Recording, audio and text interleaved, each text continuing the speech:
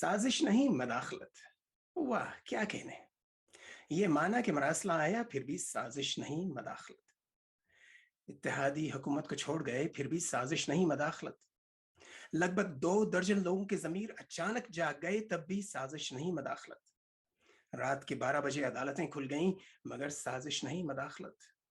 ایک منتخب حکومت کو گھر بھیج دیا گیا لیکن سازش نہیں مداخلت. ایک کرپٹ شخص اور اس کے مجرم خاندان کو 22 کروڑ عوام پر مسلط کیا گیا مگر سازش نہیں مداخلت. کیا بات ہے آپ کی. ہاں امریکہ ہمارے ملک کے اندرونی معاملات میں مداخلت تو کر رہا ہے لیکن فوج کو سیاست میں مت گھسیٹیں. ہاں ہمارے سامنے سیاست دانوں کی بولیاں لگ رہی ہیں لیکن فوج کا سیاست سے کوئی لینا دینا نہیں. ہماری آنکھوں کے سامنے چوروں کا ٹولہ ایک عمران خان کے خلاف اکٹھا ہو گیا ہے لیکن فوج کا اس میں کوئی عمل دخل نہیں.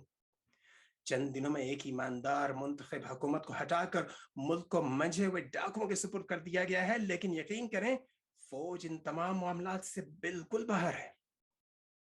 میں آپ کو بتاتا ہوں صاحب کہ آپ کا سیاست سے تعلق کیوں ہے. آپ کا سیاست سے تعلق اس لیے ہے کہ یہ بے ضمیر سیاستدان ہی تھے جنہوں نے اپنی غلامانہ خارجہ پالیسی کی بدولت آپ کو دوسروں کی جنگ میں جھونک کر ملک کو تباہ و برباد کیا. یہ بکاؤ سیاستدان ہی تھے جنہوں نے ڈرون حملوں کی اجازت دے کر آپ کو پوری دنیا میں رسوا کیا. اور یہ بیکاری سیاستدان ہی ہیں جو بڑی طاقتوں کے کہنے پر آپ کے نیوکلیر پروگرام پر سمجھوتا کر کے آپ کو پوری دنیا میں ذلیل کروا سکتے ہیں. افسوس کہ آج پہلی بار آپ کو ایک خوددار سیاستدان ملا تو آپ اس کے خلاف بیرونی سازش کا حصہ بن گئے. عمران خان نے تو ہمیشہ اداروں کا احترام کیا. اس نے تو عدلیہ کی آزادی کے لیے جیل کاٹی. اس نے ہمیشہ پاکستانیوں کو ایک قوم بنانے کی کوشش کی. اس نے حکومت سے باہر رہتے ہوئے پاکستان کے لیے وہ کچھ کیا جو حکومتیں نہیں کر سکی. پاکستانی قوم تو اس کو پچھلے 45 سال سے جانتی ہے. کاش آپ بھی اس کی زندگی پر ایک نظر ڈال لیتے. اگر آج وہ کھل کر آپ پر تنقید نہیں کر رہا تو اسے غنیمت جانیں اور ہوش کے ناخن لیں.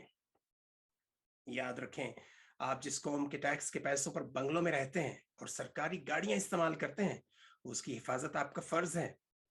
خطرات اندرونی ہوں یا بیرونی یہ آپ کی ذمہ داری ہے کہ آپ اپنی قوم کے مفادات کا تحفظ یقینی بنائیں. یہ آپ کی ذمہ داری ہے کہ ملک کی سلامتی اور خود مختاری کی حفاظت کریں. ہماری عدالتیں تو پہلے ہی BMW ڈالروں سے بھرے بریف کیسوں کے عوض بکتی رہی ہیں لیکن ہمیں تو اپنی فوج پر ناز تھا. ہمیں تو اپنے اداروں پر فخر تھا. لیکن اگر آپ بھی بیرونی قوتوں کا دباؤ برداشت نہیں کر سکتے, اگر آپ بھی امریکہ کی آنکھوں میں آنکھیں ڈال کر بات نہیں کر سکتے تو میری بات مانیے, بندوقیں پھینک دیجئے اور یہ چوڑیاں پہن لیجئے.